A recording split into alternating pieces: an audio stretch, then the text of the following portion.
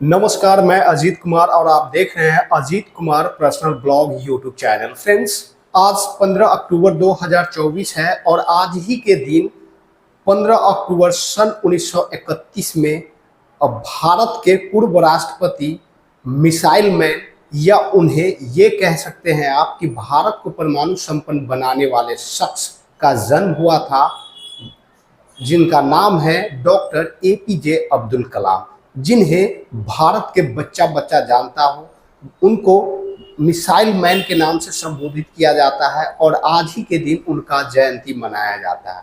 हमारी तरफ से, हमारे व्यूअर की तरफ से, हम सभी की तरफ से एक बार नमन करते हैं डॉक्टर एपीजे अब्दुल कलाम को, क्योंकि उनके जीवन का प्रभाव इस देश पे बहुत ज़्यादा रहा है। उनके जीवन का जो मेहनत का जो नतीजा आया वो स्वयं देश को फायदा पहुंचाया है और देश की सुरक्षा व्यवस्था को स्ट्रॉन्ग किया है। इसीलिए हर 15 अक्टूबर को हम उनका जयंती मनाते हैं और उनको कुछ समय के लिए याद करते हैं, भगवान से प्रार्थना करते हैं वो जहां भी हो उनकी आत्मा को शांति मिले और उनके जीवन का जो नतीजा इस देश को फायदा पहुंचाया उससे सदा हम सभी को प्रेरणा मिलते रहे। आज की इस वीडियो में हम जानेंगे missile man doctor APJ Abdul Kalam के जीवन परिचय के बारे में, जन्म से लेकर मिसाइल मैन बनने तक की फुल स्टोरी के बारे में। इससे पहले एक छोटा सा हम्बल रिक्वेस्ट है, चैनल पे पहली बार आए हैं तो चैनल को सब्सक्राइब करके बेल आइकन जरूर दबा देना, ताकि इसी तरह के आने वाले नई वीडियो का नोटिफिकेशन आपको सबसे पहले मिल जाए। तो सबसे पहले हम शुरुआत करते हैं इनके जन्म से। डॉक्टर एपीजे अब्दुल कलाम जी का जन्म 25 अक्टूबर सन 1931 को तमिलनाडु के रामेश्वरम में हुआ है। उनके पिताजी का नाम अब्दुल रहीम, ऐसे करके मैं भूल रहा हूँ नाम था। उनका जन्म एक मुस्लिम परिवार के मध्यम अंसारी परिवार में होता है और उनके पिताजी ना तो पैसे वाले होते हैं और ना ही ज़्यादा पढ़े लिखे होते हैं। सीधे सीधे बोले तो डॉक्टर एपीजे अब्दुल कलाम जी का जन्म एक गरीब अंसार परिवार में होता है, जहाँ पे मतलब उनके पिताजी ना तो पढ़े लिखे होते हैं और ना ही पैसे वाले होते हैं। अपने परिवार और अपना खुद का जीविका चलाने के लिए उनका पिताजी लोकल मछुआरों को नाव किराया पे लगाया करते थे। उनसे जो पैसा राजस्व आता था उनसे वो अपना परिवार को चलाते थे। डॉक्टर एपीजे अब्दुल कलाम बचपने में एक कंबाइंड परिवार में रहा करते थे। परिवार के संख्या का अंदाजा आप इसी बात से लगा सकते हैं।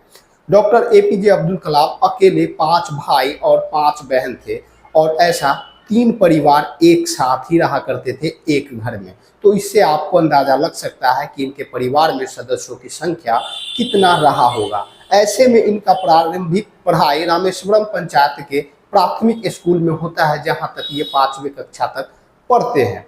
उन पढ़ाई के दरमियान एक बार क्लास में एक इनका शिक्षक पूरे बच्चों से एक सवाल करते हैं और वो सवाल होता है कि पक्षी कैसे उड़ते हैं आसमान में। इसका जवाब किसी भी विद्यार्थी के पास नहीं होता है, इवन डॉक्टर एपीजे अब्दुल कलाम जी के भी पास नहीं होता है।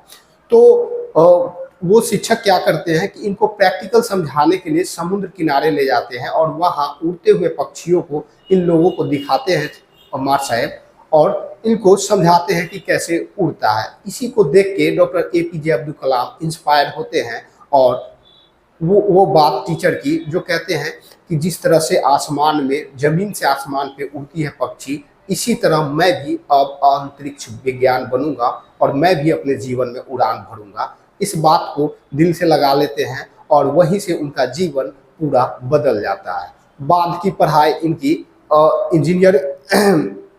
Madras engineering college of technology में ये अंतरिक्ष विज्ञान की पढ़ाई करते हैं और सन 1950 में इनको फाइनली अंतरिक्ष विज्ञान का सर्टिफिकेट मिल जाता है।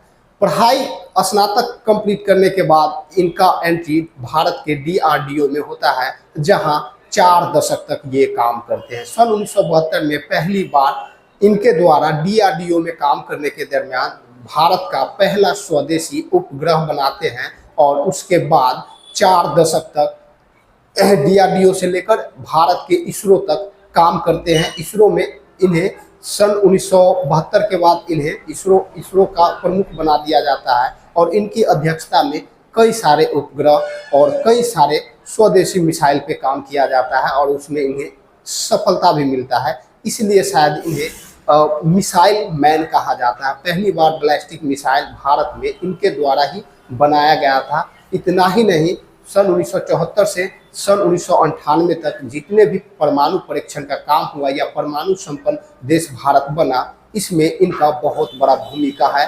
क्यों कह लो तो बहुत बड़ा योगदान है। इनके बगैर थोड़ा लेट हो बनता भी तो थोड़ा लेट होता, लेकिन समय रहते हुए इन्होंने भारत को परमाणु संपन्न देश बनाया।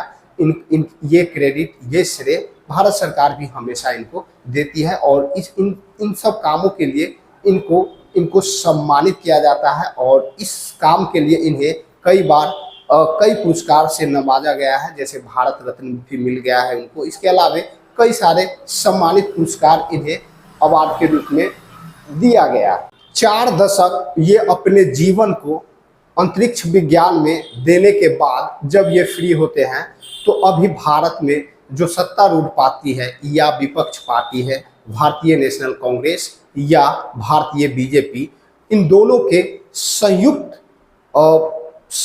प्रयास से और संयुक्त सपोर्ट से 25 जुलाई 2002 को भारत का 11वां राष्ट्रपति के रूप में इन्हें निर्वाचित किया जाता है और 25 जुलाई 2002 से 25 जुलाई 2007 तक भारत के 11वें राष्ट्रपति के रूप में भारत को ये संचालित करते हैं। बाद में फिर से वापस ये अपने ही एक साथ ये लेखक, प्रोफेसर और अंतरिक्ष विज्ञान रहे। तो वापस पॉलिटिक्स ज्वाइन करने के बाद जब 2007 में राष्ट्रपति से ये निर्वाचित इनका कार्यकाल खत्म हो जाता है, तो फिर से अपने पुराने कामों में आ जाते हैं और परमानेंटली इनकी मौत फाइनली 27 जुलाई 2015 को भारत के शिलोंग शहर के अंदर हो जाता है। इनके मौत पे भारत सरकार इनको सम्मानित रूप से इनका आगे का कार्यक्रम करता है और इसलिए इन्हें भारत का मिसाइल मैन या अंतरिक्ष विज्ञान, चूंकि ये अंतरिक्ष विज्ञान से स्नातक किए थे, उस अंतरिक्ष विज्ञान का ही ये वैज्ञानिक बने थे, तो इसके लिए इनको सम्मानित किया जाता है भारत में।